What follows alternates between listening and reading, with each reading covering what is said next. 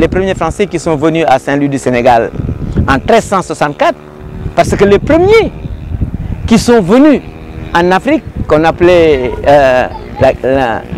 le golfe de Guinée, ce n'est pas des Portugais. Les Portugais sont venus un siècle après les Français. Les premiers Français qui sont venus ici venaient de Dieppe et de Rouen. Et ils passaient Belbe, c'est l'embouchure du fleuve, pour aller à l'île Morphile.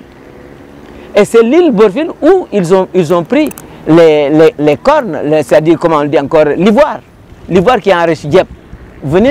Et c'est au XIVe siècle. Et c'est seulement en 1445 que Henri le Navigateur est venu en Afrique. Donc, c'est aussi qu'il faut lever ce pan de l'histoire. Mais si on parle un peu de Saint-Louis du Sénégal, avant Saint-Louis c'était Ndar. Parce que là, dans le site où on est, ça s'appelait Léoubir.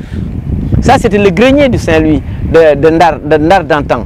C'est là où on l'appelait Léoubir, mais c'est-à-dire le soutien du ventre. Le soutien du ventre, c'est les aliments.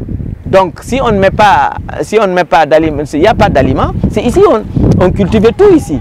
La terre était très riche et les gens s'alimentaient. Il y avait de l'autosuffisance à cause de ces terres-là. C'est ces terres de l'Ebar qui ont donné ce nom-là. Léoubir, c'était le grenier de ce coin-là à l'époque.